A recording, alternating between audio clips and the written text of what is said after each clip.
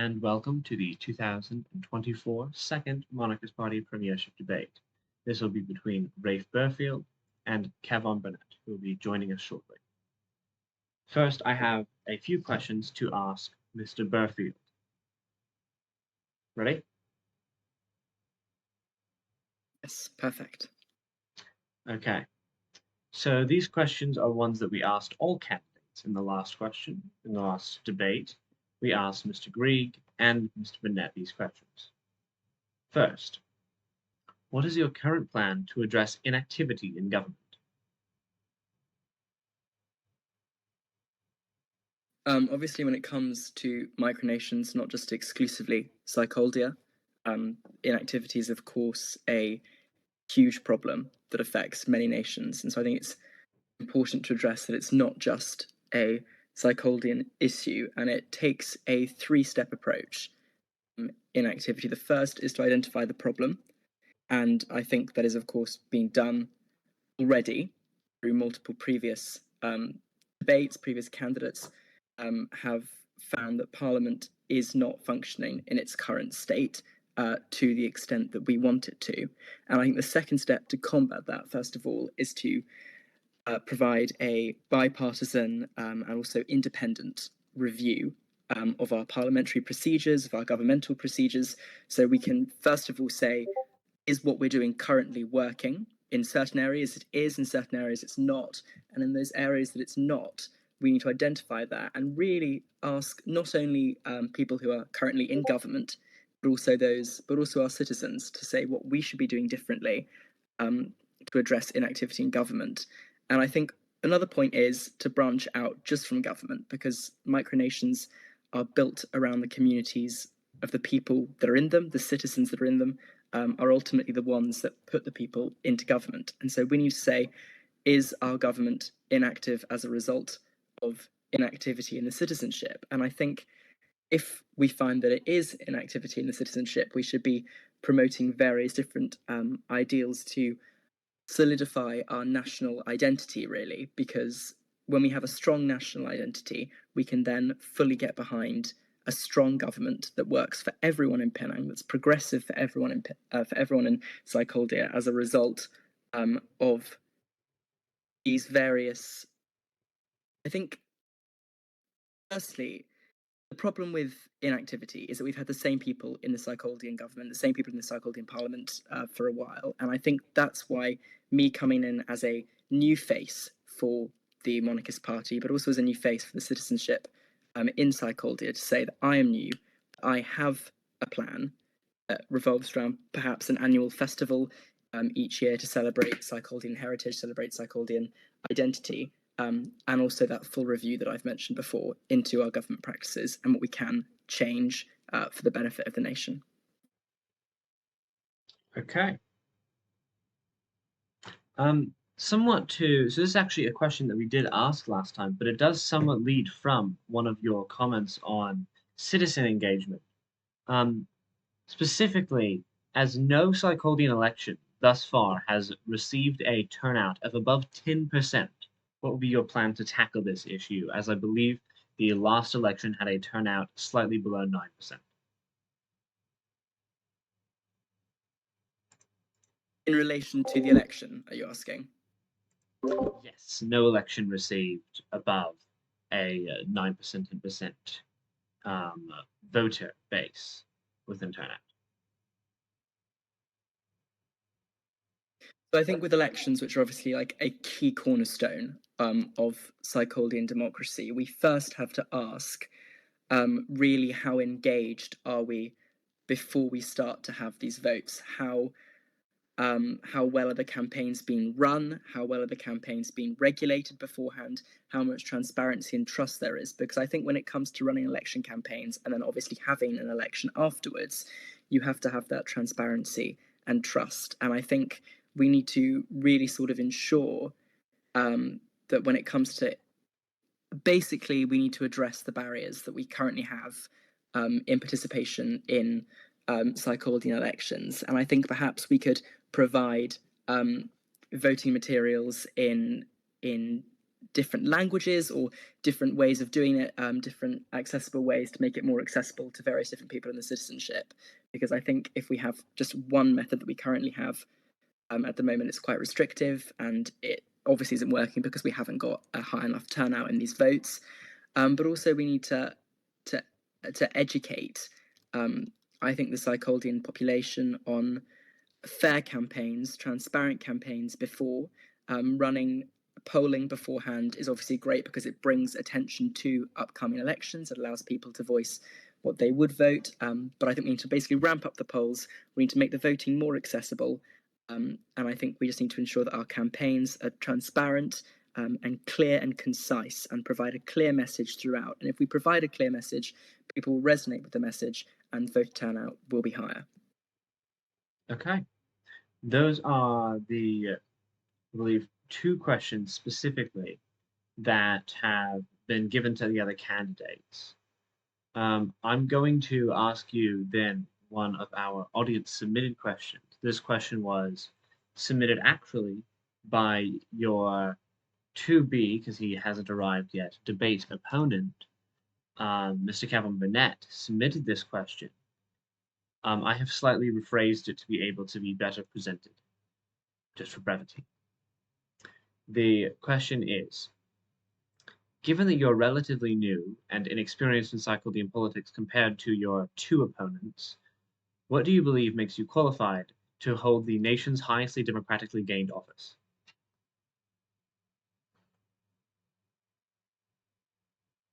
I was sort of expecting that question in a way, but I think it's not really a question of why I should hold it because I'm new. It's more of a question of why shouldn't I hold it because I'm new, in a way that I think currently, as you've mentioned, we have low voter turnout in elections.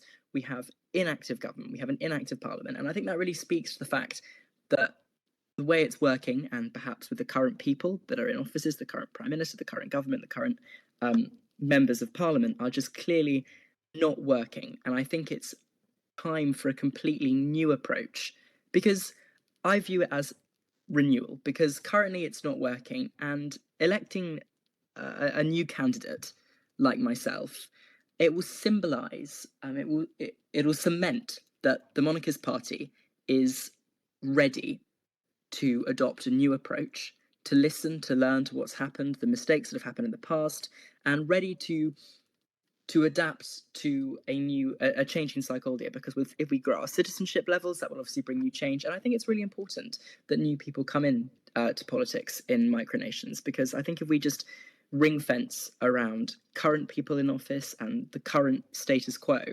then we don't actually grow. We don't get that citizen engagement, because people think, oh, I'm new here, I can't aspire to be anything, I should just be quiet, blah, blah, blah, and let the current political heavyweights fight it out. But I think if we want to build a progressive future, a brighter future, a more prosperous future for Psycholdia, we need someone new. We need the new energy and enthusiasm that I will bring to engage in the political process, in the government process.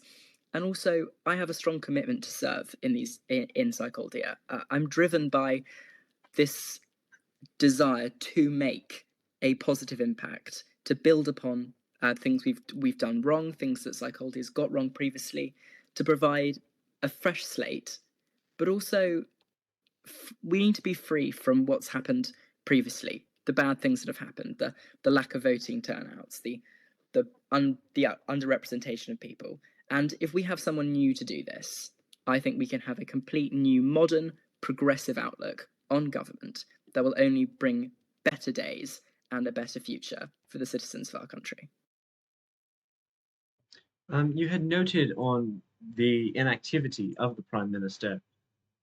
The Prime Minister currently in the polls is at an exact 0%. So I wanted to ask, noting the polls currently, Mr. Burnett is ahead of you.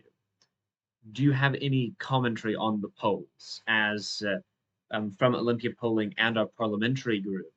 The parliamentary group polled with 85.71% turnout within the General Assembly's parliamentary group, that 66.7% of our members of parliament are in favor of Kevon, 33 for you, and Olympia polling of all members of the party with 52.38% turnout had one vote more for Kevon than yourself.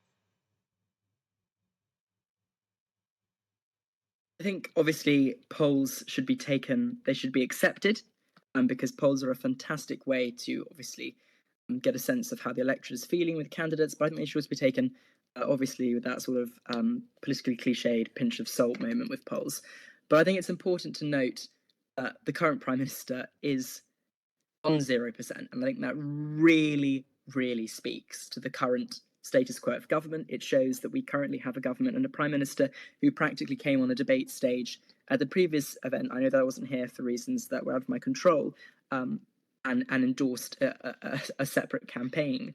And so I think it's important to note that the polls relating to the current Prime Minister's work, it shows a complete disregard for his duty, for the office he is in, and it is above all actually quite disrespectful to the citizens who placed him there in the first place. With regards to the polls that some polls that put me, various polls from Olympia polling and other parliamentary polls that put me behind Kevon, I think it's important to note that in one of them, as you've said, I am only one vote behind, so it is a clearly tight race on that front. But I think it also speaks to the fact that he doesn't have a huge amount of lead over myself in the polls. There is potential for a turnaround. Elections are, of course, fast-pacing, dynamic things. Momentum shifts rapidly in election campaigns between different candidates. And I think it's important to note that if I was such a out in the start candidate, then I wouldn't have been able to maintain only one vote behind Kevon in one of the pollings particularly. And so it does show that I do have support, that I do have a progressive mandate that the people of this country want to see implemented. And all I can say is that there will be engagement, real issues will be addressed, there will be resilience, there will be vision, dedication, perseverance if I'm elected as Prime Minister. Also, I wanted to add as a note that, as mentioned by Mr. Iliev, who is the leader of the opposition, who is currently watching, as he noted in the live chat, Mr. Grieg did vote in one of those polls, and he still polled at 0, meaning he did not vote for himself. He voted in the Monarchist Party Parliamentary Group poll, and he still received 0 of the votes.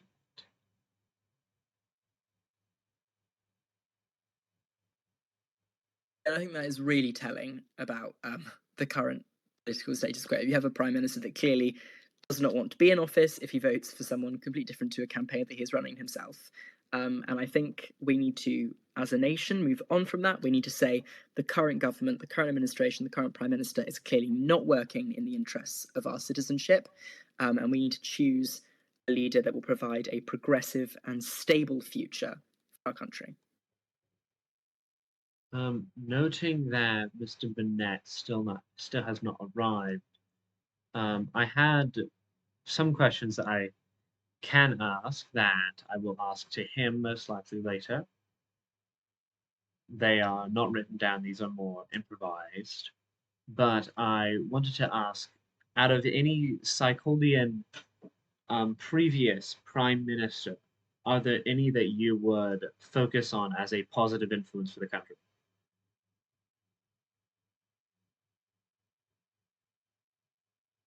I mean, there are many, and quite frankly, I think we need to say we've had some bad prime ministers, we've had some good prime ministers, but I think it's more about looking forward rather than looking back on the country. Because if we look back and say we've had previous prime ministers that have been positive, because obviously we have, the Cyclodia has grown massively, and it is a beacon for progressiveness, for democracy, and I think it really shows that the governments of the past have done loads of things right. And I don't want to be the one that says they've done those things wrong, because it's really important to say that actually a lot of things have been done brilliantly. Like the progressiveness of Cyclodia should absolutely be applauded.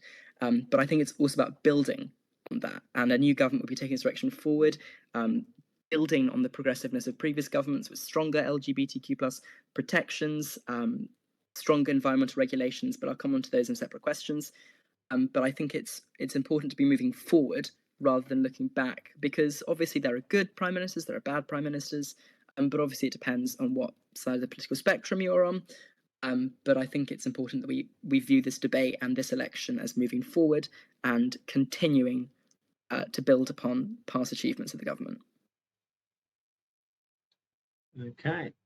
I'm going to read a few of the other questions that are specified for you as yet. Mr.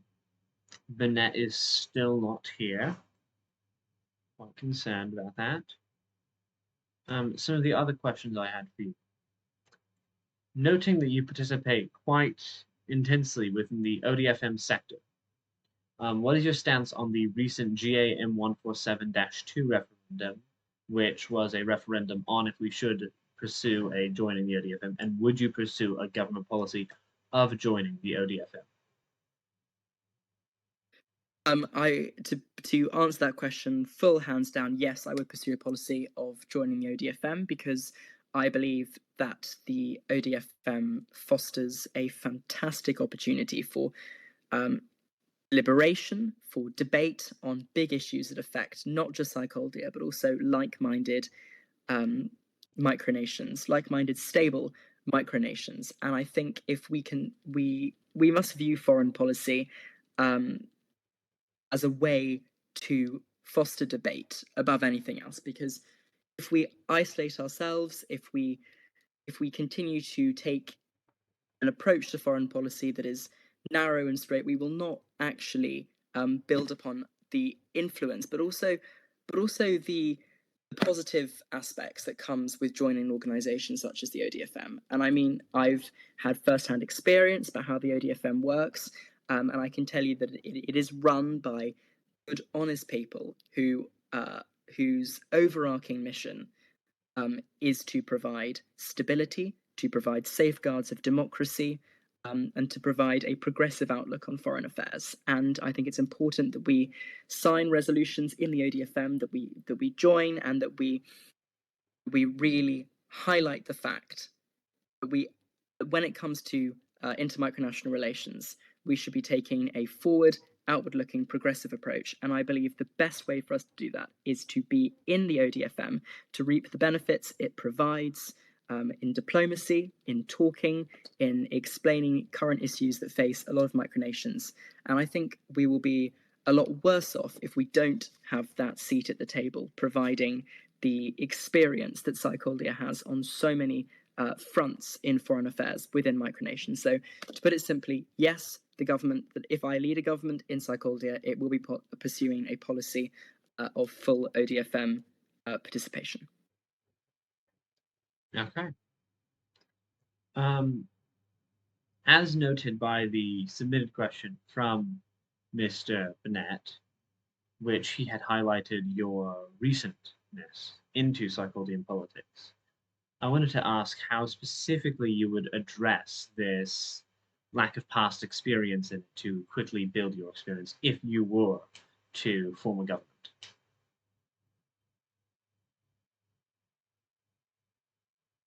But I think it's not necessarily about addressing the fact that I'm new here. I think it's more accepting that I'm new and then building a progressive and stable way forward through implementation of various legislation on various different topics, progressive topics, to protect the environment, to protect LGBT rights, to pursue a full criminal code in Psycholdia, because we do lack a fully defined and structured criminal code. And so I think it's really important that the way that I can show my dedication, commitment, and pursuit of office and pursuit of serving the electorate to the best of my ability is by providing strong legislation from the start, by providing a strong government programme, a sort of manifesto as such, to set out what the top priorities of a government would be immediately if I was lucky enough to lead one, if I was given the honour of leading a Psychologian government. It's really important to get the policies out there at the start, but also to lay them out in a manifesto document so the electorate knows what would be offered. Okay, you had said on a criminal code. What specifically would you do on that policy? But I think the first thing to build upon in psychology is to get that full criminal code. We need to first of all look at legislation that is already in place surrounding aspects of a criminal code, to amalgamate them into one, to remove bits that perhaps are slightly no longer relevant to psychology, to ensure we get a fully defined progressive criminal code that ensures that we have a range of protections in place for various different things, specifically securing democracy and the electoral side of things, but also that we have a secure and fair criminal code, because there's no point as creating a criminal code that is not fair. It must be fair to the electorate, it must be secure, it must be stable, and it must also reap democracy through it, because if it does not, then we have obviously run the risk of becoming anti-democratic. So we must at all times ensure that a new, fully codified criminal code is established. And if that is established, it will mean that we have these secure foundations to continue to build a progressive psychology. You had previously mentioned LGBTQ plus rights. How would you protect LGBTQ plus rights if elected? Yeah, obviously LGBTQ rights are a huge part, personally, of my politics, but also of psychology. And as I said before, we have fantastic rights in place currently. Psychology remains one of the best micronations for those rights, but I think it's really important that we look at the existing LGBT plus protections we have in place, but also to build them, to make them stronger, to include stronger protections for those that may not identify any traditional views of LGBTQ plus, the more predominant ones, because realistically we have to view this as a whole lot of people. It's not just the L's, the B's, the G's, and everything like that. We must view it from a range of people that are not currently addressed in the current legislation. And so first of all, we need to have a independent review into the legislation we have in place, where we can improve it, where we can make it tougher, where we can make the reforms we need to make everyone feel welcome in psychology. Okay.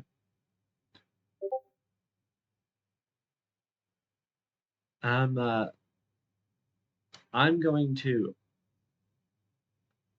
running out of questions that are specific to you because Kevon has still not appeared.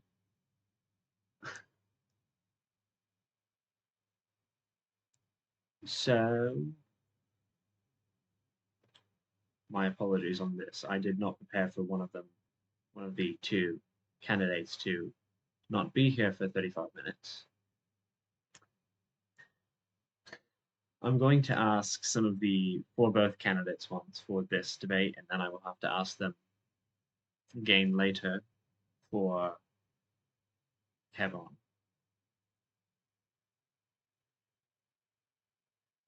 What are your most pressing policies that you would deliver to the people of psychology?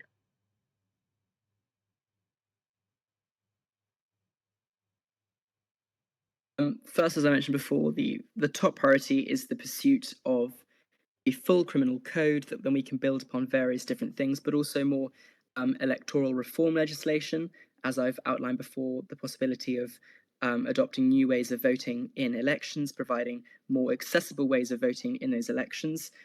Also ensuring that we have stronger legislation in the environment within psychology's territory, and also that ODFM participation is a key policy that will be pursued in terms of our outlook on foreign policy as soon as if I receive the opportunity to form a government as Prime Minister.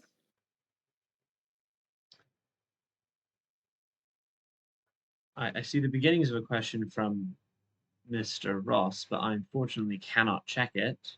Mr. Ross, could you put that in the debate live chat, which is a separate channel? I'm unable to check the stage channel as I have had technical problems with it.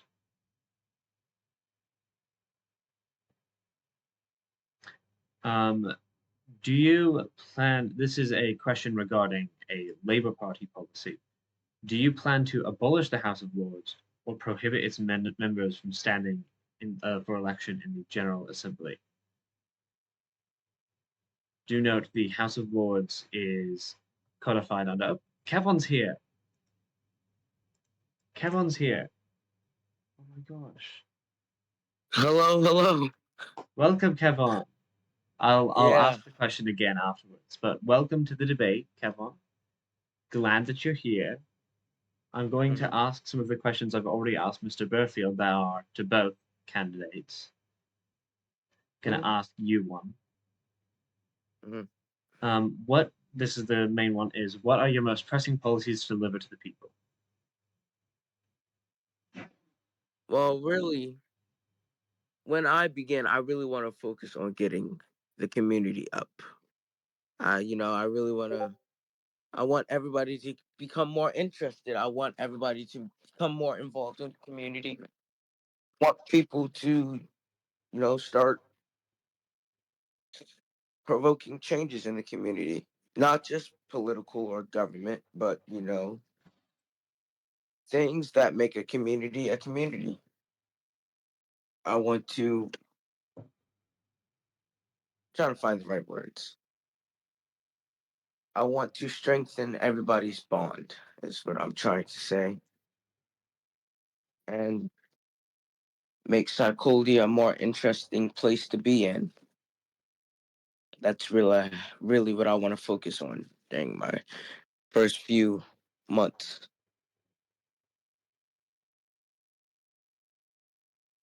That answered the question, didn't it? Okay. All right. One other question, which also, remember, you guys can debate. This is a debate. Uh, for Kevon now, because I've already asked Rafe this question, how would you protect LGBTQ plus rights in Psycholia if elected? Well, I have no problem with the community. I think, in my personal opinion, if you're not hurting anybody, you can do whatever you want to do. So I think that protecting any minority group is important, and I think protecting everybody's opinion and everybody's welfare is should be top priority for our government. And I think we have already did that with our constitution and the legislation that I've voted on and that the General Assembly and that the Monarchist Party has passed. I hate to do this, but I did write this down for you. You mentioned voting on that legislation. In 2022, you abstained on the Protection of Human Rights Act, which was endorsed by the government. The Protection of Human Rights Act was the one that said that in cases of laws that were considered by the government to be oppressive in the fields of LGBTQ rights and things such as that within Texas and the US, that we would not enforce those laws and we would specifically nullify them within our bounds. Why had you done so on that? Well, if I'm going to be honest, I was a little bit new, and I'm going to be honest, I kind of regret that abstention. But if the bill were to, if it were to happen now, I would certainly vote yay on it. Okay. Can I just raise a point there? Of course. This is a debate. You guys can talk. I think just simply by, I mean, obviously I'm not in your electoral history, you may have abstentioned previously, but I think just simply saying I am new to voting, to abstain on legislation that literally could help secure so many people that may have felt threatened by those laws that were potentially introduced. By voting abstain is simply saying I am new new is your reason to abstain on the legislation without, did you read the legislation? Did you not read the legislation? Because I think if it's about protecting someone's fundamental rights, abstaining it simply because you are new to a nation is a pretty poor show. Well, what I meant by I was new, I think when I read the bill, I didn't quite understand the language. So, if you'd like, I can read the legislation as it existed at the time to help clarify for everybody. And Rafe has vanished. Sorry, technical issue. If you like, I can read the legislation. All right. The legislation states he's not here anymore. We can't hear this. That's unfortunate. Yeah, I'm going to wait for him, so I'm going to move to a different question and go back to this once he gets back, Uh-huh. because that was the thing that you guys were just debating on. Mhm. So I'm just going to catch up on some other questions for you. One other one of catch up was it? You served as Cyclodia's delegate to EACO, I'm probably butchering the pronunciation, for a significant amount of time. What would your administration do in regards to the EACO, especially noting that the GA M147-1 referendum, which went, I believe, over 80% in favor of upgrading that membership? Well, seeing as the organization is a group of democratic nations and a group of which me and you have personally talked with and discussed with some of the leaders, I really want this to be an opportunity for Psycholia to gain stronger bonds in the micronational community and help promote democratic ideas that we as a community value. I mean, I think that's a perfect opportunity. I think eco can be a perfect opportunity, can be something that can be an example to the rest of the community and not spread hate and spread instead promote equality and equalness and not equalness, promote equality and happiness for everyone. I mean, none of us. Dang, I keep losing my words. That's fine. Let me rephrase that. I think being a part of a group of democratic nations is perfect for us because it allows us to fight against hate and bigotry, and it allows us to make the community a better space for everyone, not just people who are interested in certain things. I mean, if you think about it, micronationalism should be open to everybody due to its nature.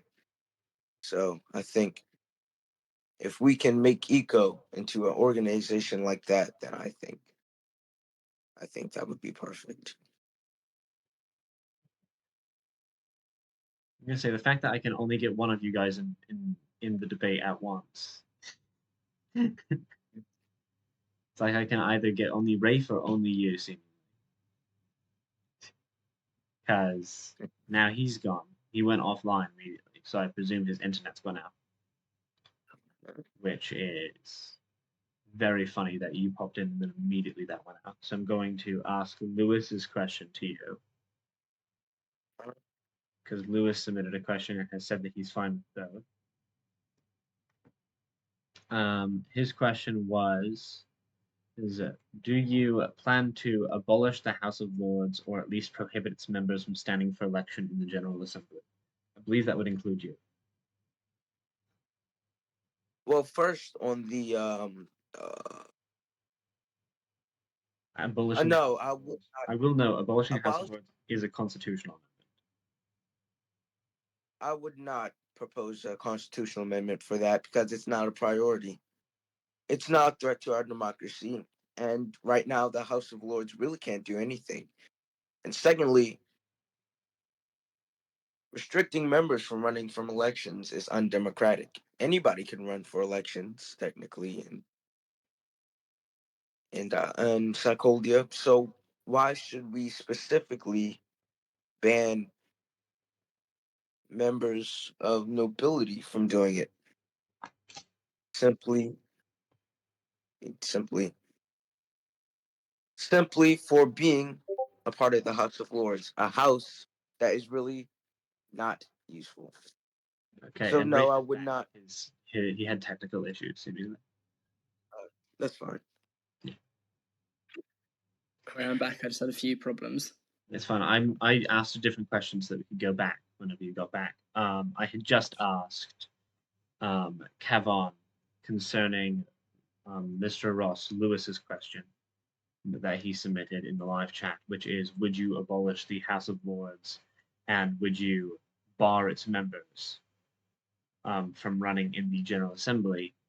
I believe that Mr. Burnett had responded by saying that he would not support an amendment to abolish the House of Lords, as currently, due to its inactivity, it is not a gain or a loss. So abolishing it would not be a priority. And he had said he was against barring anybody in the country from running in elections, as he believed that was undemocratic. I'm going to continue letting Burnett continue on his response. Also, to what Mr. Ross has further said, we have a supermajority because the people elect us. That's not an undemocratic nation. For context, Mr. Ross said, quote, "The Monarchist Party has a supermajority in the General Assembly. Most of those members are in the House of Lords. Would you consider Cyclone an undemocratic nation?" I will ask then to Mr. Burfield on it. Do you plan to abolish the House of Lords? And if so, or if against, would you want to prohibit its members from standing in election in the General Assembly?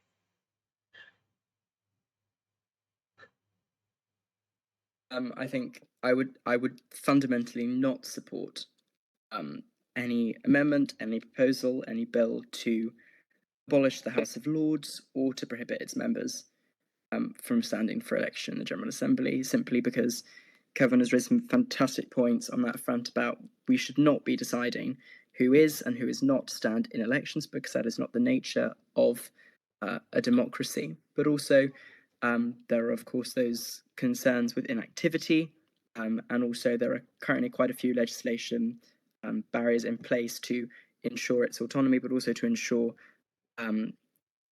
its role to supplement the General Assembly and legislative balance. And I think banning it, abolishing it, whatever you want to call it, does not help anyone. I think it's a waste of government time, and I think it's just not a priority we should be looking at this time. So I would like to note to everybody that might be viewing this, the House of Lords is more considered as powerful as a subcommittee, because any legislation that it wishes to pass requires to go through the General Assembly, specifically through the presiding officers of the General Assembly. And so the House of Lords cannot pass legislation by itself. So I specifically wanted to clarify that for the viewing audience. To ask Mr. Burfield a question from Mr. Iliev, who is the leader of the opposition and the spokesman of the Tulip Party, he had a question mainly on how would you compromise with the opposition, which you had mentioned bipartisanship before, so I presume you would. And if you were to, would you create any new ministries? And if you are going to, which ministries would you create?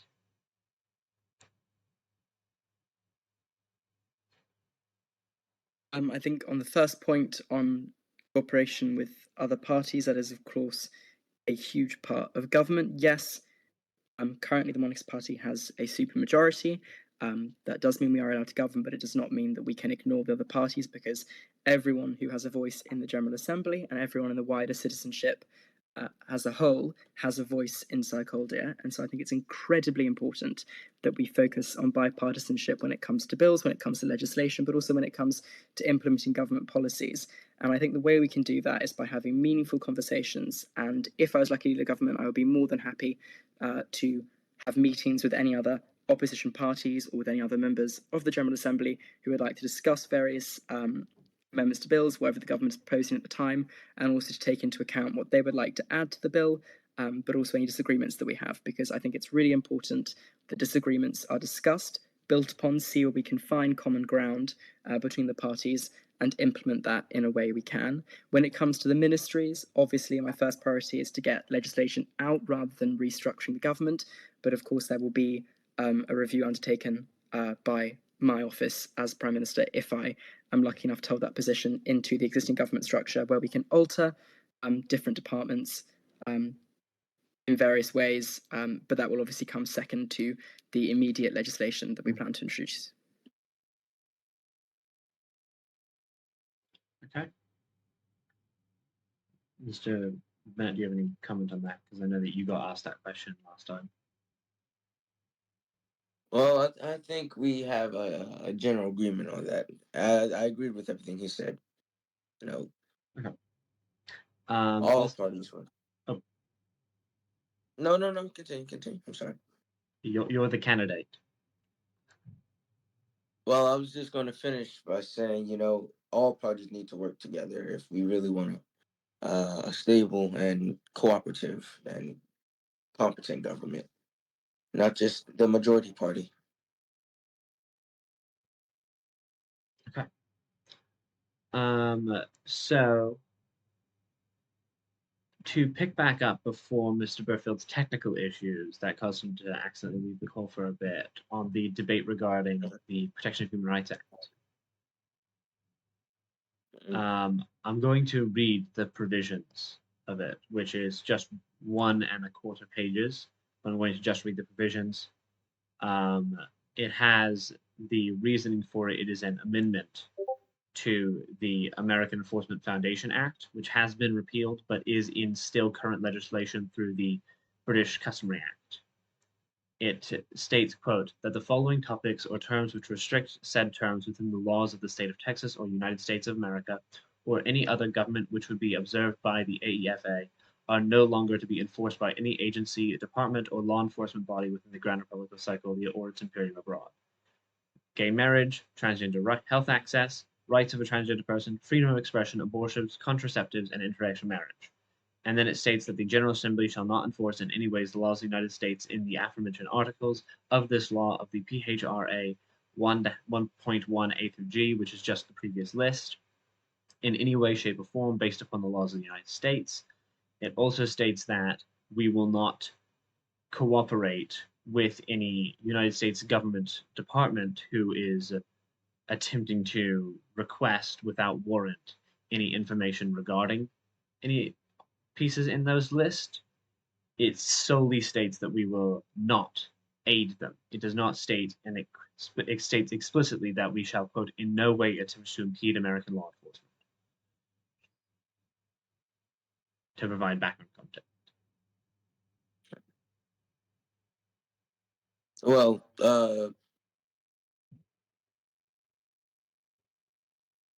I was confused. I think I was confused about the language. I think I really thought that, it meant opposing American law, which now that I'm looking at it, it really didn't. But, that was how long? You said 2022, right? This was in 2022. I've gained a better understanding of legislation, and I've gained a better understanding of the situation that the LGBTQ community faces in America, and what the current government of Texas is, the legislation they're passing. So if the bill were to pass, if the bill were to be brung up today, I would certainly vote A on it. Okay. Mr. Burford, any response? I think that highlights that we need to have a review of language, the accessibility of legislation, and all the government documents so that everyone can understand them. And that will, of course, come in review if I'm put into office. But I think it does show that obviously we need the protections in place. We need tougher protections for LGBTQ plus rights, even though they're enshrined in the Constitution. We need to build upon that. And that is a priority that I will pursue in government. Also, to add clarity to the situation regarding the PHRA, since then, on the 23rd of March 2023, I believe it was actually on the 24th of March 2023 that we did rescind our recognition of the legislature of Texas to instate its own laws in order to make sure that we were not enforcing any regulations that would be at all in pertaining to that. That was a decision by the Foreign Office, May 23rd, which has been continued. So to ask the second question that I have for candidates for both of you, a very, very blunt question in this one. Why should you be the Prime Minister? Would Mr. Burfield like to go first?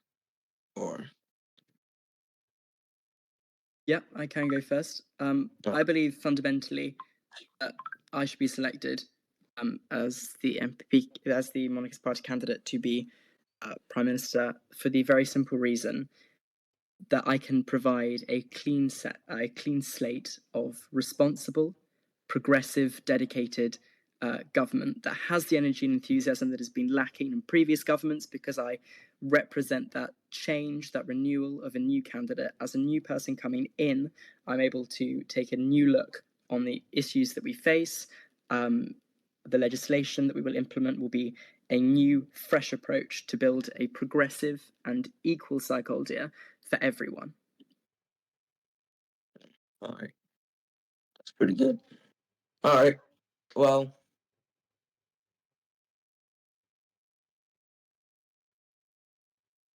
hold on a minute. I'm thinking of something to cook. Well, during my career in psychology, I've always been dedicated to the nation and its people. You can see that in my legislation and the way I've voted. I have always done everything I can, not for my own interest, but for the greater good. And I believe that if I were to be prime minister again, as I was last year, that I could continue my goal of progressing our nation and putting, and not only through community but through economic means, through social means, through cultural means. I really want to emphasize the strength of who we are and what we stand for. And if I became prime minister again, I do think that we would grow and flourish in all paths and directions. So Okay. I'm going to give the rest of this time to audience submitted questions, as well as any specific debates between the candidates on policy points. This can be on any specific disagreements that you might have with your opponents, and questions that you can ask each other regarding any policies. I believe that we are going to get one from the Leader of the Opposition as a question, though if Mr. Burnett has a question to Mr. Burfield, then I'll be very happy to hear that.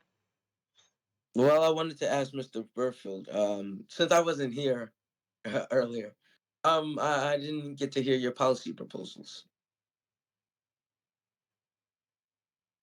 So I'll repeat those. There are various different policies and different fronts in terms of foreign policy. The key policy I have is pushing for psychology membership in the ODFM, because it gives us a greater stage for debate, for diplomacy, to discuss issues that face real micronations in various different ways. And I think having psychology at the table is a way better approach than having them to the side, because we have a lot of expertise, a lot of experience in our micronation, and we can obviously bring that to help people in full, stable and democratic governments that are safeguarded by the ODFM membership checks that they have to go through. And there we go, second technical issue. And he has vanished. And I'm adding him back in. He's right back. That was actually faster that time. That's lovely. Not Sorry as bad. about that. Where was I? Back to the fact that we have clear participation. Countries in the ODFM have clear democratic safeguards. There is no worry that we are going to let in any authoritarian micronations, and I think having psychology there will be the best option. In terms of domestic policy, I'm pushing for stronger legislation to protect the environment within psychology and territory, and obviously the stronger LGBTQ protections, and then a pursuit of a fully codified and safeguarded criminal code that will allow for a secure psychology in terms of national security and also electoral stability. Well, I'm definitely interested in that. I think you have good policy. Good policy proposals. One question from Mr. Iliev, Leader of the Opposition. He asked, what do you two actually disagree on? Because if people are to pick between one progressive and innovative candidate over the other, they need a clear divide on an issue. So what is one divide that you would you stand on. I'll give it to Mr. Burnett first to say on what he believes that he disagrees with Mr. Burfield, and then an open discussion on it. Well, if you want to vote for a guy who's been here quite a while and who's shown his dedication to our country, who's shown and proved his experience, not in a foreign micronation, not to be a slight against Mr. Burfield. But I have been here quite a while. I do know the inner workings of the state, and I've always wanted hmm, I've always wanted to give the people clear leadership, something I didn't see from my two successful, not two, something I did clear.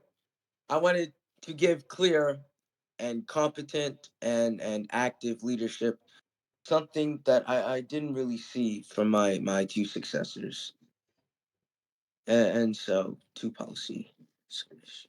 Yeah. Specifically, I believe that the question was mainly oriented towards policy differences rather than All right. this is an experience ship. Uh-huh. Um, Well, I'm open, as I've always said to everybody, I'm open to any ideas. I believe that policies should be based on what the people should want, not just on my vision. And I think that reflects in my slogan, your vision, his mission. And I want to carry out what people want to see in their legislation, what people want to see in Psycholia. And so this is really a chance to give the people, you know, legislation that they want, legislation that they value, and legislation that will really benefit them. And Psycholia. Mr. Burfield, do you believe you have any specific policy differences with Mr. Burnett?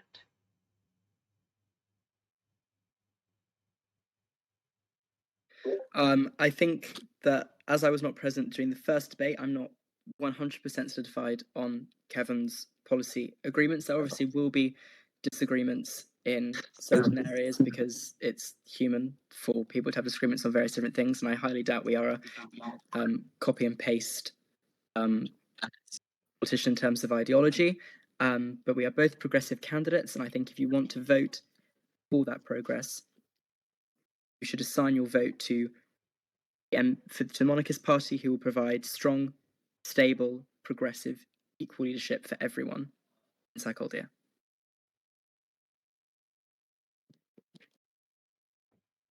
It's really good.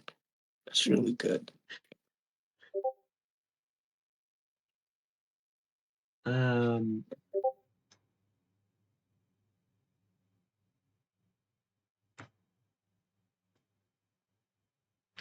If there's any other questions or questions towards each of you from each other, because that would help with also establishing more of a clear presence within the eyes of the people on this. I would like to ask, as I wasn't present during the first debate, if I could just ask Kevon to go over his main policies for what he would like to implement if he is elected. All right. Well, I really in my premiership, I really want to focus on building an education system, reforming the tax code so we can actually use the tax to create a national budget. I want to rebuild the imperium and actually make it a strong and stable political union and commonwealth. I want to build up our justice system. As you can see, I made the Ministry of Justice during my first premiership, and I've been building on that ever since. I also want to have our community much more engaged than it is now, not just in politics, but in everything. And I also want to build. I also want to build our small businesses, as I believe, as a micronation, Psycholia's lifeblood of any, if our economy has any lifeblood, it will be small businesses. So I definitely want to encourage people to act on their passions and make it a business, is if you can get that. And I do agree, and Kevin, on that front, that small businesses and driving a Psychologian economy is a top priority of a government that's led by the Monarchist Party. I think we need to do a review first into what businesses we can sustain in our status, what we have available to sustain in an economy, and that comes with a review first of all into that, but also comes with legislation to protect those, to protect the environment from the economy, to make sure they work in harmony with each other, but also to ensure we have a full protection for the rights of both labourers and also the rights of small business owners. And specifically on the right of workers, I think everybody's seen that on my recent legislation, specifically the Business Regulations Act of 2024.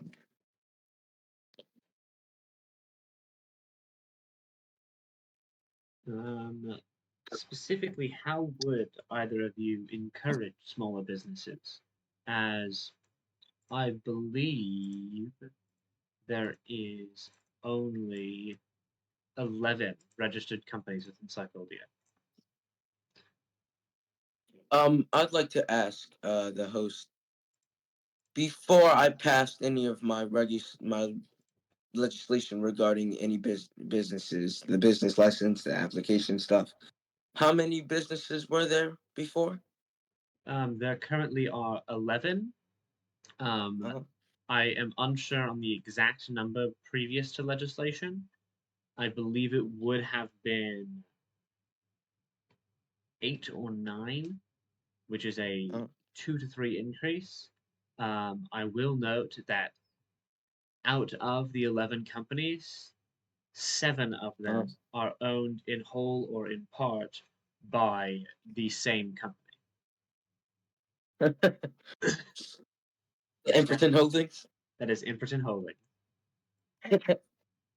All right. Well, I'd like to say, I think my legislation has already, even though it is only 2 businesses, I think my legislation has already ticked a lot of people's interest in, creating a small business. And I do think,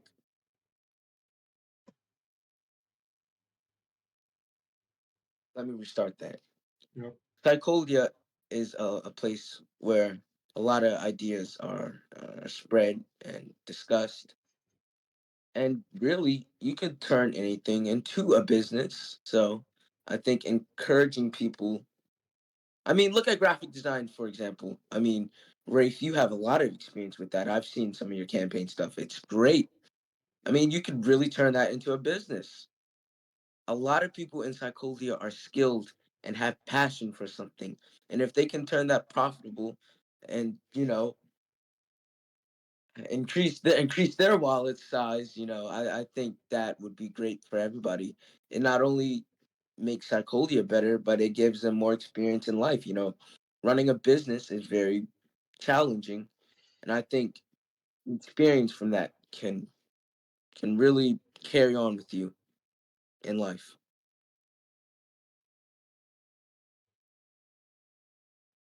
Mr. Burfield, do you have a response on that?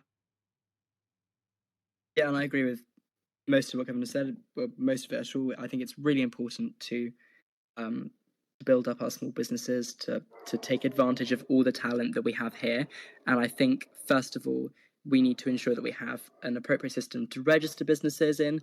We can have government incentives that we can give to businesses to get them to register in Psycholia, to build up that talent, but also to allow them to work with the government. And I think it's important that in fields that we can have small businesses working with the government to provide logistics, to provide graphic design, whatever people want to use, whatever they want to build their small business, where the government can help implement it in the daily work of the government. I think it's really important we help them on that front by providing those incentives, providing a clear registration system, providing a clear economic structured plan to help those businesses succeed, whilst also ensuring that the people that work for those small businesses, that receive a wage from those small businesses, that volunteer, also have protections in place and know that the government works for both business but also for those workers who work for the business. Here, here. One thing I wanted to touch on is that both of you have discussed quite a lot issues regarding citizen engagement, which I believe will be under the purview of the Ministry of the Interior, which is currently overseen by your opponent, Maximilian Greek, who was not invited to this debate. Noting, I believe, Mr. Burnett, I believe you've promised as a campaign policy a cabinet reshuffling that would see him out of the office. Who would be the next Minister of the Interior in either of your governments? And for Mr. Burfield, would you keep Mr. Greig in his office?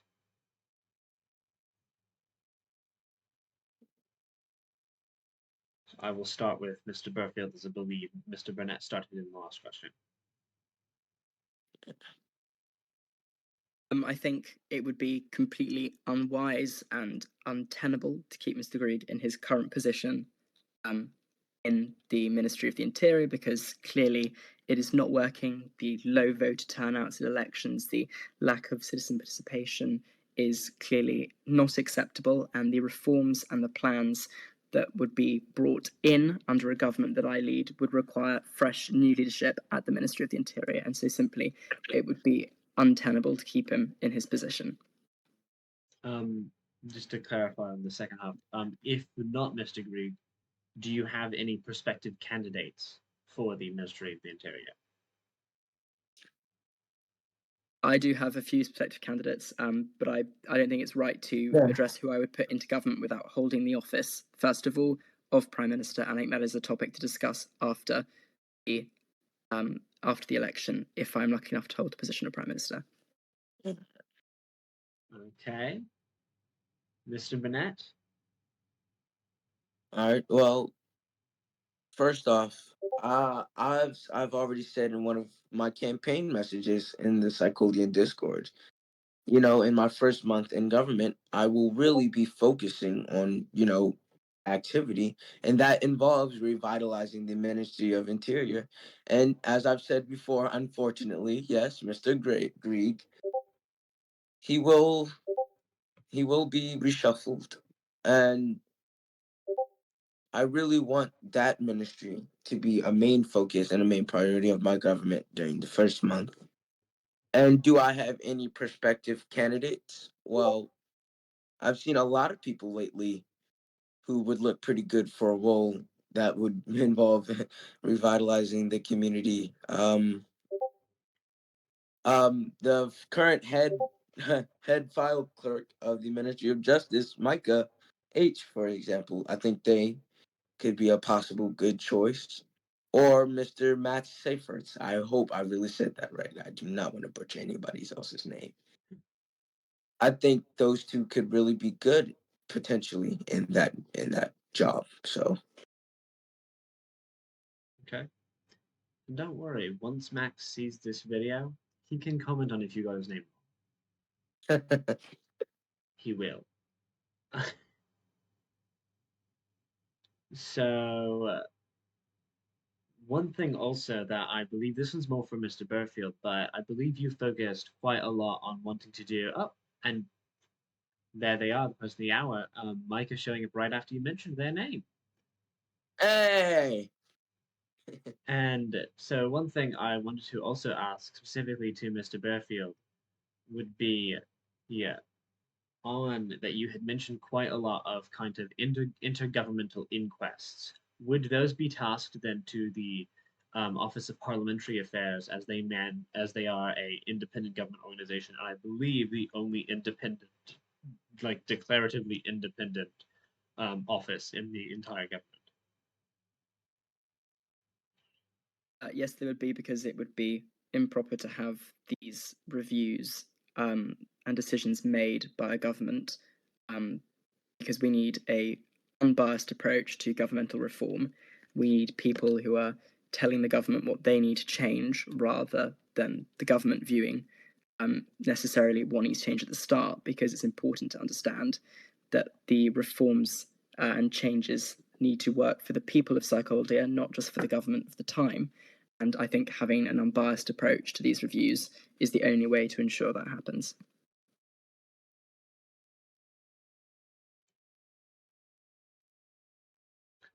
Okay. Mr. Bennett, would you do any kind of intergovernmental inquests as Mr. Burfield has spoken on? I'm assuming that means the future of certain departments, or wait, what was the question again? I'm sorry. The question focused on if you would do any intergovernmental inquests, as in any internal investigations. Internal investigations. Well, here in Psycholia, I don't think the main issue we have to look at is something like corruption, right? But there is a very huge issue in the inactivity and in certain departments. A lot of departments, I think, are understaffed.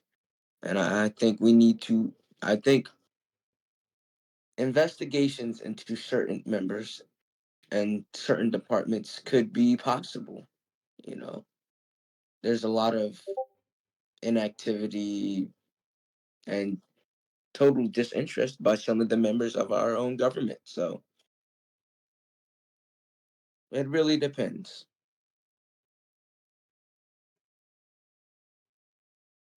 Okay.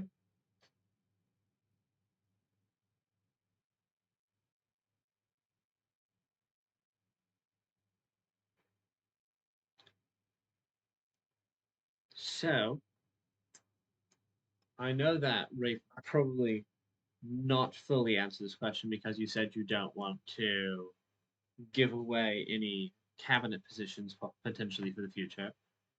But noting that both of you have said that you will at least reshuffle the Ministry of the Interior, what other ministries would you reshuffle, if any at all? I will give this first to Kevon and then to Burfield.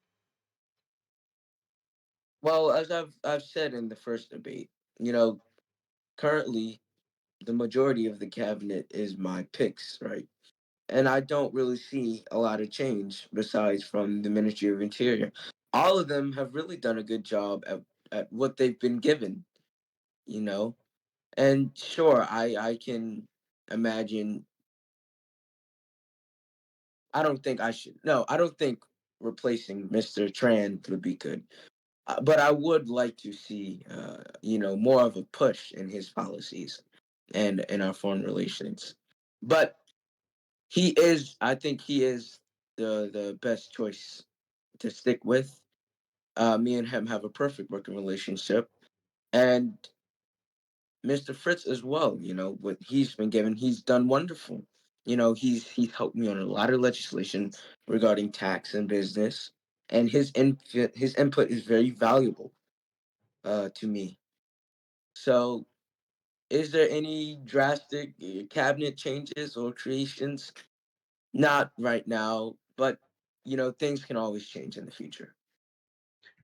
And Mr. Burfield.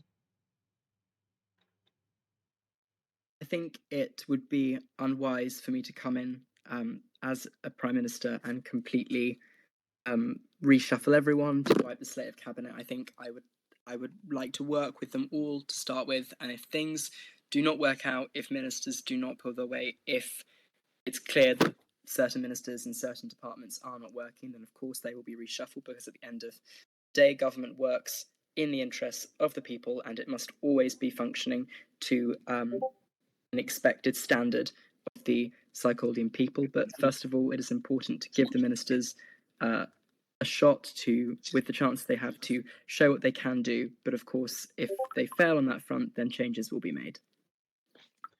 Okay. One thing that's actually, I think, quite pressing to ask is after the recent March elections, neither Mr. Tran nor Mr. Fritz hold any democratically elected office, solely being in the cabinet. what would be your stance on the Unitary Party going forwards now that they have no more General Assembly seats? I will give this to Burnett. I mean, well, I think that's really regarding the campaign issues. You don't really see a lot of that. But regarding their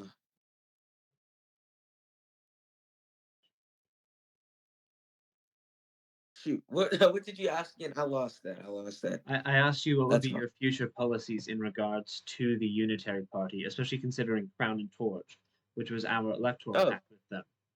What would be your future policies as Prime Minister, noting that they're no longer in the General Assembly, and I believe neither of them have any democratically elected offices? I mean, well, even if they're not in the General Assembly, they are still extremely valuable to Sarkolia and our government. Both of them are,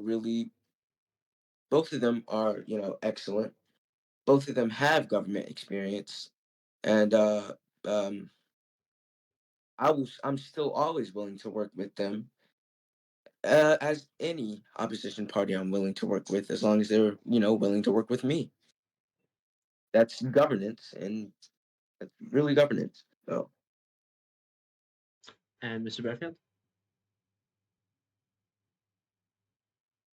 I think it's important that we establish a balance between working with parties in opposition and also the electoral accountability. But I think it would be unwise to immediately stop working with the Unitary Party simply because they don't have any more seats in the General Assembly. But it is also important that we underpin that the government should be representative of the people.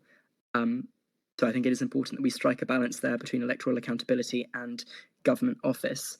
But I don't think we should immediately stop working with a party that we do have common ground on in some areas, and that we can build on working with opposition parties to build a government that truly is for the people. Okay. I agree. I will also continue taking any questions from the live debate chat, which, here we go, specifically to Mr. Burfield from Mr. Iliev. How would you secure your position if you are given the office, as especially noting no prime minister since Avery Bersatik's 3-year term has lasted in the office for a full year. Not a single prime minister has lasted for a year since Avery Bersatik's 3-year run. One thing also specifically noting on this is the fact that of those prime ministers since Avery I'm in. Arthur Lacey Scott served for 199 days. Kevon Burnett served for 166 days. Avery Prasatic served as a caretaker for 60 days. Amelia Banks served for 119 days. And Maximilian Grieg as a caretaker for 67 days. Not a single one of them for over a year, and not a single one of them for over or even 200 days. Shameful. That's including me too. 200 days is 2/3. So, how would Dang, I was only like 40 days away. No, actually, Arthur Lacey Scott was 1 day away from 200 days. Oh. So, Mr. Burfield, how would you secure your position in office if you do become the prime minister? I mean, I think it's not necessarily about securing my own position, it's about securing the government's position. And I think it's important that we highlight that I will be honoured to serve as Prime Minister for as long as the people want me to serve. It's not about securing a specific amount of term dates for me. Obviously, we need to have continuity in our leadership. We can't be switching our leaders all the time. But I think the best way to secure a government rather than myself is to ensure that we work with all the opposition parties, take all the views into account, and really present a government that works for everyone in psychology, that is progressive for everyone, that is accountable for everyone, that is transparent for everyone, rather than thinking about securing the future of just one person in one office. Okay. Also, we will be accepting questions from the audience during this, especially.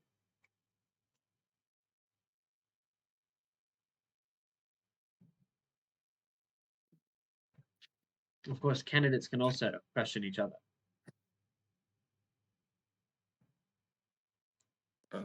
Well, I don't know.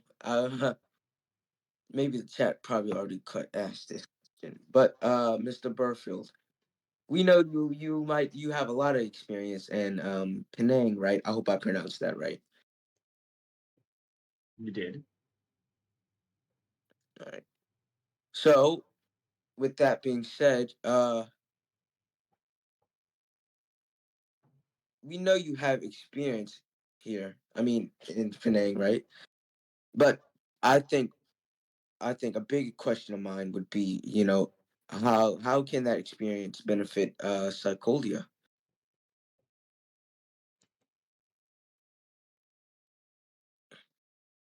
I think it's important to note that yes, experience in other micronations will allow me to provide that same experience here, that same dedication, that same transparency, that same drive that I hold in Penang, for example, and other nations that I will transfer over here, because I think that once you are in a government, you are in a government until you are asked to stop serving by the people, and so you need to give it your 100% at all times. And I think that this new slate, this new opportunity, this clean, new, progressive approach to the position of Prime Minister that I will bring forward will allow me to provide a government for everyone. All right. With that, I'd like to ask further. What would you say were your biggest accomplishments in Penang?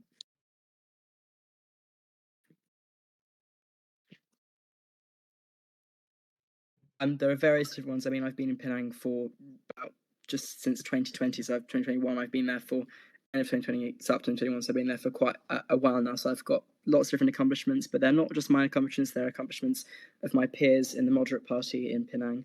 But also, I think the big one is that I secured, in terms of electoral success, I secured the largest majority in a Penangese election for a particular party.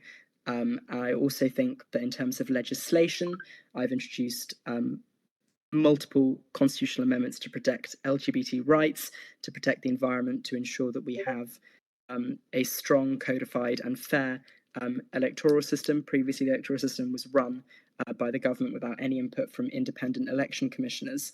And I helped to ensure and oversee an independent election commission that was established to ensure that our elections in Penang are to the highest account, that democracy is taken into account at all times, and also ensuring that the government works for everyone through these reforms, ensuring that unbiased approaches are taken throughout all elements of government.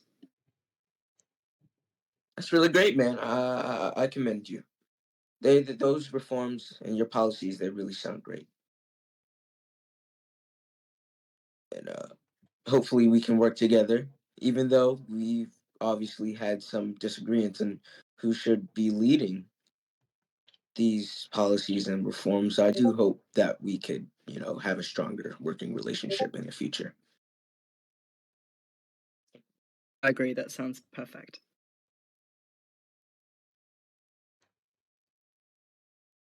Okay.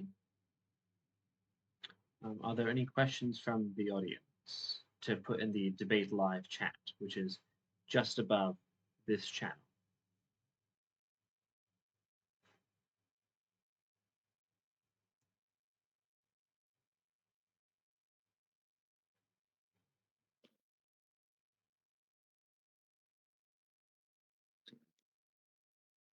It's always a fun day when Lewis Ross enters the chat.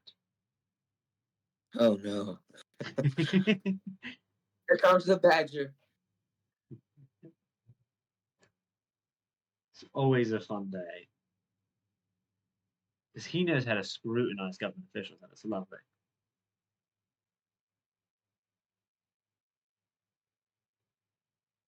A question to both candidates: are there any particular policies in which you wish to specifically propose? I'll hand this to Burfield first and then to Burnett. Without any specific policies I have, the number one priority is this criminal code to ensure we have these secure foundations to build on the environmental protections, the LGBTQ right protections that I propose, but also our foreign policy review and our membership of the ODFM. Okay, Burnett? Well, I've already said this. I think Lewis already knew this, but let me continue. Education, tax reform, a national budget, community engagement, and possibly I've been thinking about it for a while now since my discussion with Chief Marshal Mirzwa. Revitalizing our armed forces, Okay. and as well as membership in ECO, and not only that, but expanding our relationships with democratic nations. Mirzwa.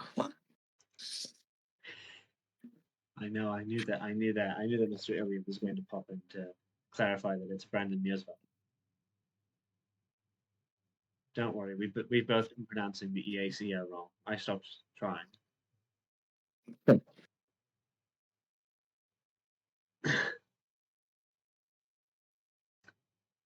Are there any other questions from the audience on this? Because I believe we still have around 30 minutes.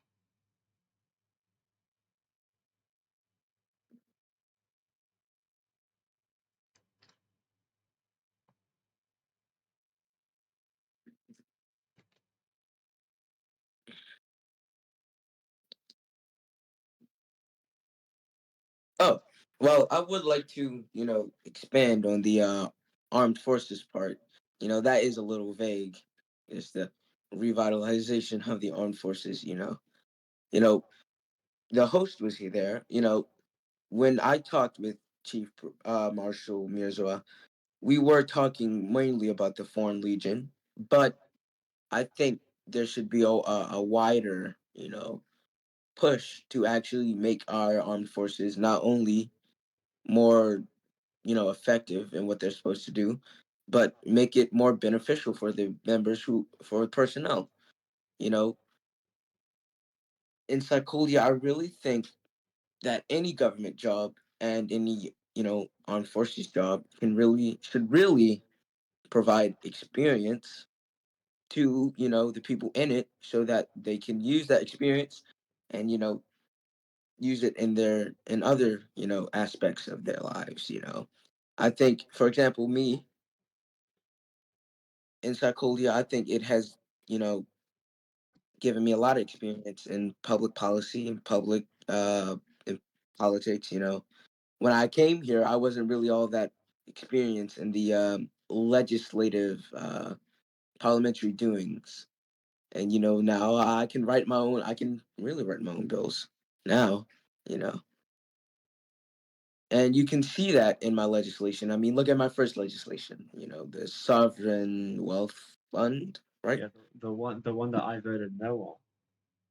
Yeah, the one that the party killed.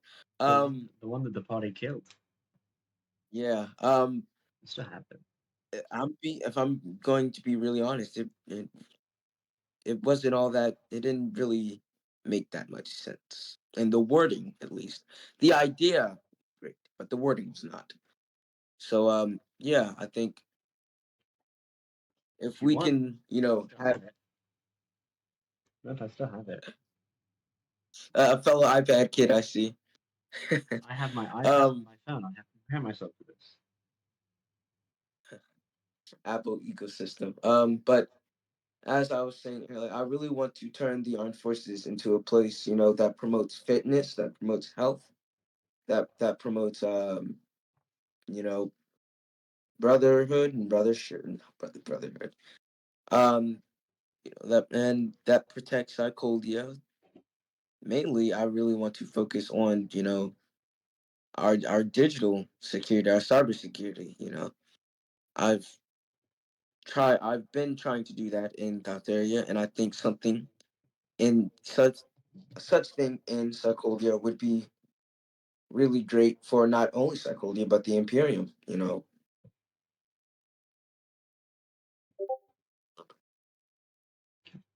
Um, Also, one thing to specifically note is I would want to ask if Willow has any questions. Willow Zeidzik is in the audience. I hope I pronounced that correctly. Most likely not. The reason why I would like to ask if they do is because Mr. Burfield has several times mentioned independent government inquiries, and Willow is the director of the Office of Parliamentary Affairs and is currently here. So I wanted to ask if they had any questions concerning the fact that seemingly their department would get a lot of inquests to orchestrate. So I wanted to ask if they had any questions.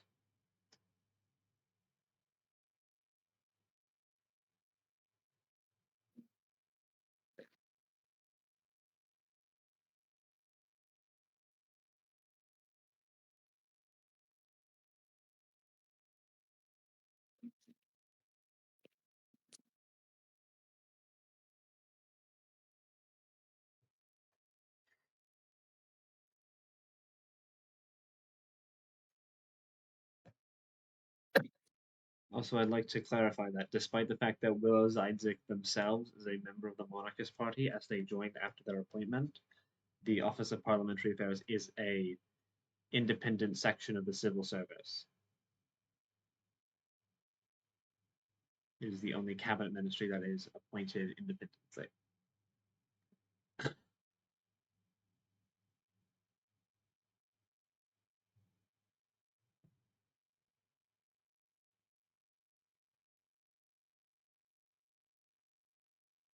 Also, I'd like to reply to what Mr. Lewis Ross said about Labor and Tulip when we destroy the Monarchist Party supermajority.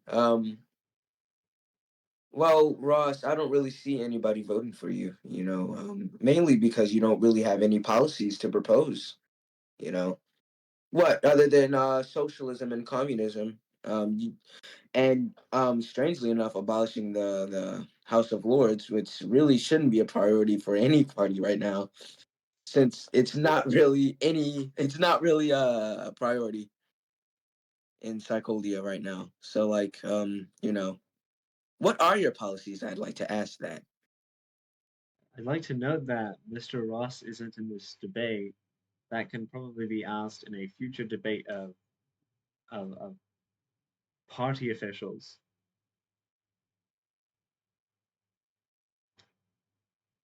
Mr. Burfield, if you have any comment on that, you can, but I don't think that Mr. Ross needs to reply, considering this is not a debate that he is in. I think we would all like to know Ms. Ross's policies, but I do agree that there needs to be a debate between parties rather than used during the internal Monarchist Party debate. Oh, a general election debate would be perfect. Lovely. We can arrange that then.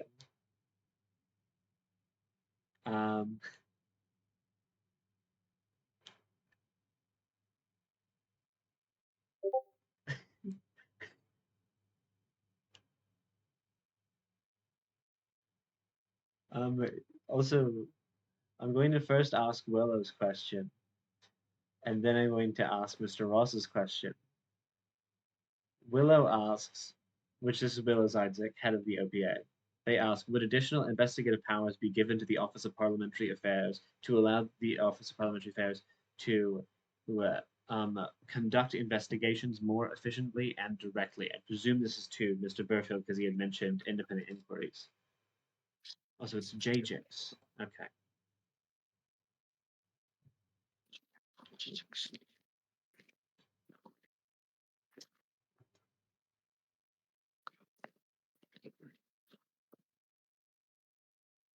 I just realised I hadn't unmuted myself there.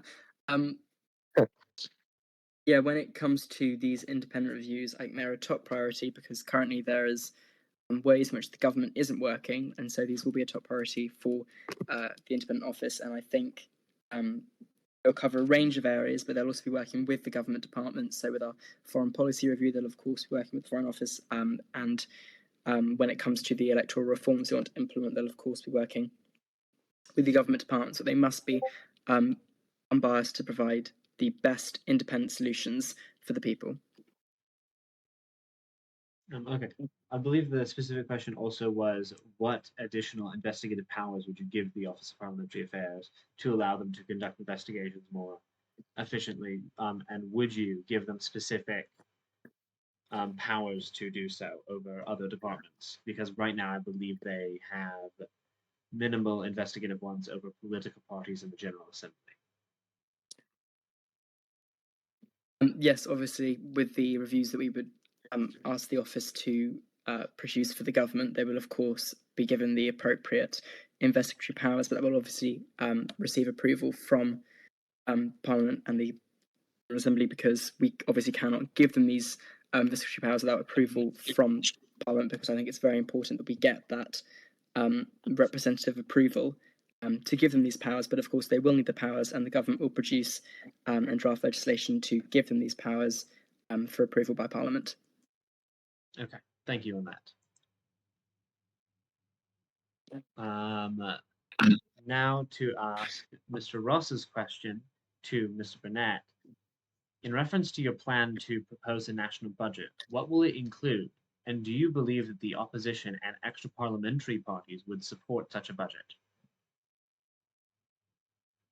Well, I really want to, focus funds on education because I think everybody knows here education ain't cheap. So, I think we really need to focus on, getting the proper resources and getting the proper staff and infrastructure, to build an education system and to provide education to psychologians that want it.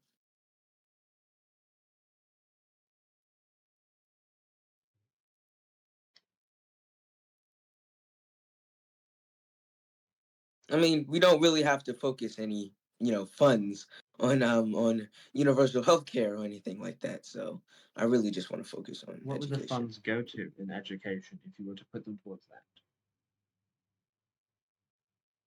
Academic resources, building the infrastructure to hold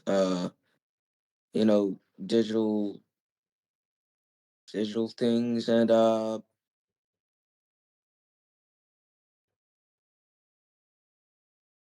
it's a good thing you asked that question. Nah, I really have to think about it.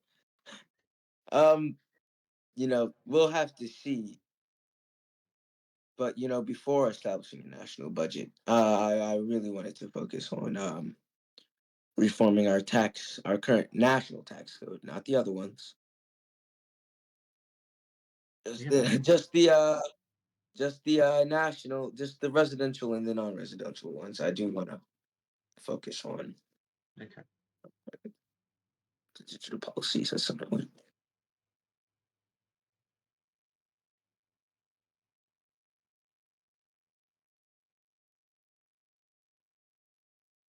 Um, also, Where did you get that from?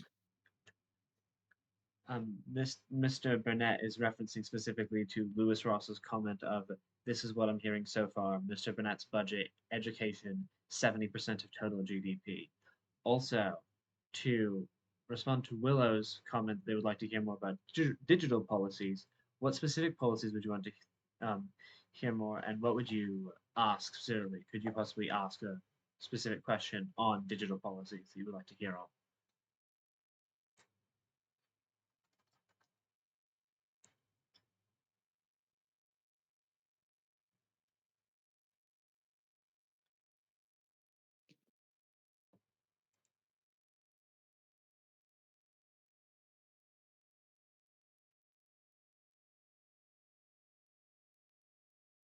Mm.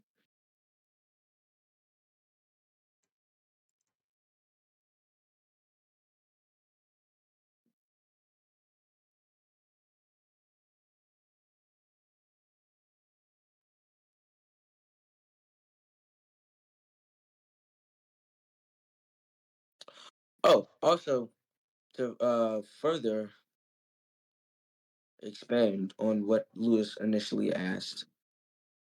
Do I believe that opposition and the extra parliamentary parties will support it? Yes.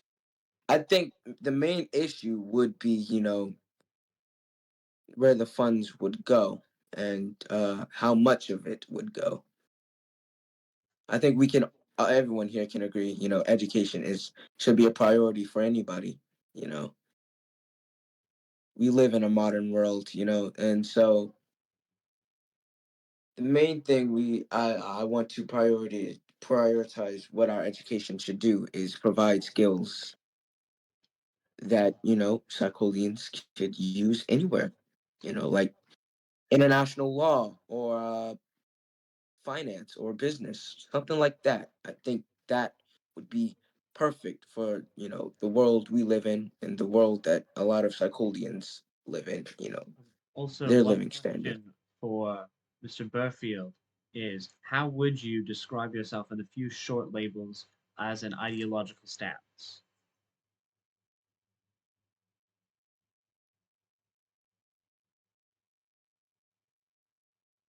With a few short words, progressive, liberal, centrist, moderate. I don't really know what else to say apart from that because I have views that take from both the left, the right to build what I view as a progressive and equal Penang for everyone, equal psychology for everyone. I've seen the wrong people now. Wrong micronation. Nah, Rafe realized I was in the call, but he was in Penang game. But Literally. specifically to ask Kevon the same question on how would you describe yourself in a few short words? I mean, what am I described as? I believe on my Wikipedia says I'm a social liberal, right? And honestly, in my own opinion, I don't really have an ideology. I do what's common sense and what promotes equality for everybody. So I don't know. You could really just say common sense progressive. I pay my taxes. Also, as was highlighted within the live chat, yes, currently only one person pays their taxes. And as also was highlighted by the live chat, that one person is Willow. National Willow Day. We used to have another person who paid quite a lot to the government.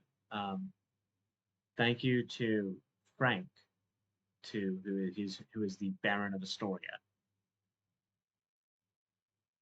I think we had a government. Lewis Ross asked Mr. Burnett, what do you mean by common sense progressive? And then I will get on to Willow's questions. I think common sense, like protecting labor unions. Creating a justice system. Building business. Really, any policy that could be beneficial to Sarkolia and does not, necessarily exclude any group of people regarding creed, national, sex, or anything like that. From Willow, particularly on digital security, Mr. Burnett, do you believe there is a particular threat against our digital services? And what ideas does Mr. Burnett have for making Psychovia's digital services more secure? I believe that same question goes to Mr. Burfield with the question of do you also believe that digital security needs more attention? But first, I will hand it to Mr. Burnett. All right. Well, firstly, I would like to say, I do think that, digital security should be a priority of our national security strategy. My first premiership literally started with a crisis. And, we were, what's the word? We were not attacked, but, Kind of. us, yeah, we were attacked by a foreign nation. So I do believe that, stuff like background checks and is there any particular threat? And yes, I do believe that we do face threats. Like, for example, our most of our main communications are in Discord. Discord isn't really known for digital security. So I do believe that we should make digital security a national priority. As a note to actually highlight to Mr. Burnett, discord, I believe, has been noted for some aspects of digital security in terms of that they do not provide deleted messages and they do not retain deleted messages if they are deleted, and they have put that in the terms of service. Is Mr. Burnett aware that the term common sense is off? I'm going to ask Mr. Burfield on that one because we have 8 minutes before I'm going to close, because it would be 2 hours. To Mr. Burfield, the same question on digital security. Do you believe there's a particular threat against digital services, and what ideas would you have for making our digital services more secure? I think, unfortunately, we must always be ready and prepared for any digital threats when they come, and if they do come. And I think we need to ensure that we have a safe and secure national security directive when it comes to digital security. And I think we should also be looking at our citizenship application rules and all that, and to see if we can identify potential threats if they apply for citizenship. But also, we just need to ensure that we have a clear plan, a clear directive as a government to address digital security, and that will be a priority of a government that I form. Okay. Also, to ask specifically on Mr. Iliev's question, he was asking to Mr. Burfield, you had said that you take some ideas from the left, some from the right. He was asking specifically, what policies would you say that you take from the right? Me? No, that's to Mr. Burfield. Unless you also take Sorry. specific things from the right. I guess I'll ask you the question next then, as well. No, I don't think I do. I would never describe myself as a staunch right winger. It's always been on the centre of both of the right, so it's more centre to centre right, and obviously elements from the left. I think in terms of economics, I do view myself as a free market liberal in that capacity, which is more to the right than it is to the left. So definitely on economics policy, but also on business policy. But obviously, on terms of business policy, I'm also taking into account workers' rights and everything. But I would never describe myself as like a full-on right winger in any capacity. But in terms of economics, I'm probably more to the right than I am to the left in terms of social areas.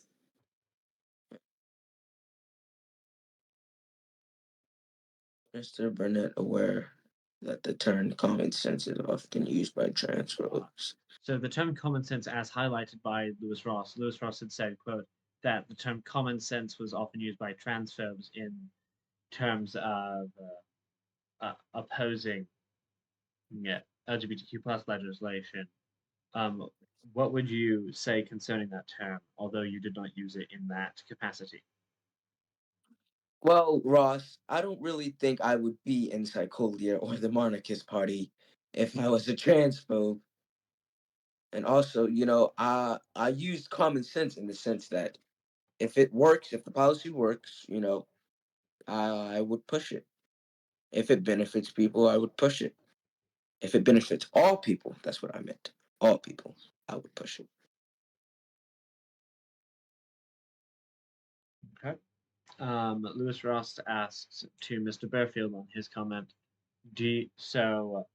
It says, does Mr. Burfield believe in economic liberalism, or is he okay with some regulation? Economic liberalism, I will cite, does not say no regulation at all. That is economic full anarcho-capitalism that would say that the government cannot regulate the economy. No, obviously, I am not for no regulation. Regulation needs to be implemented where it needs to be, not excessively. But there is definite need for regulation within the economy. So I am an economic liberal, but that does not mean no regulation. Okay.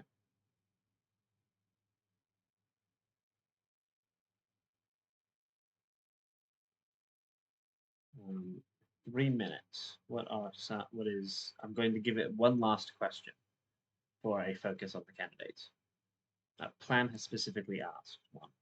Previous, I'm going to ask plans. from Plamen Iliev, second, quote, what philosophical or political theory have the two candidates read, and are you inspired by any particular movement or historical figure? I will give this to Burfield and then Burnett.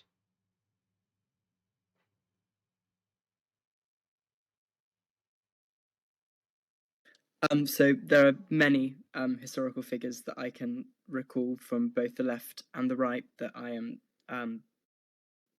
I say left and the right, but from their respective parties and their respective countries that I am a fan. I've always been a big fan on some of the economics proposed in the UK by certain former prime ministers, such as Harold Macmillan, especially with his post-war consensus back in the UK, building from what after Second World War in terms of economic state of Britain and rationing, we owe a lot to him. But then also from people like Clement Attlee as well, with the National Health Service in the UK, for example.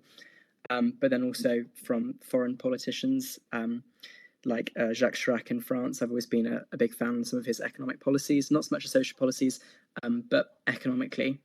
Those are people that I do hold in high degree.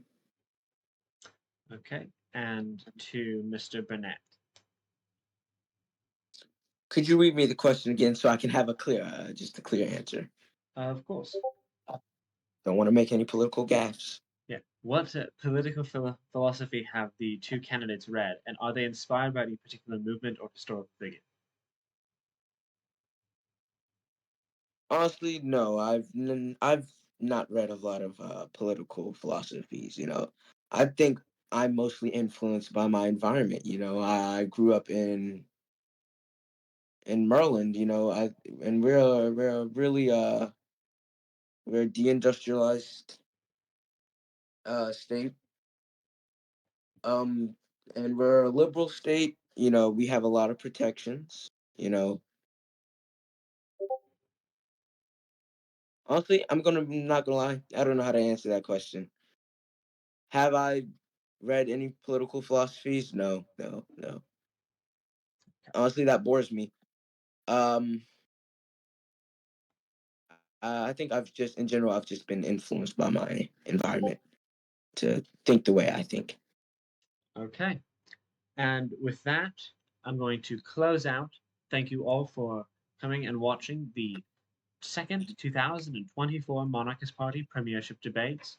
Thank you all for coming.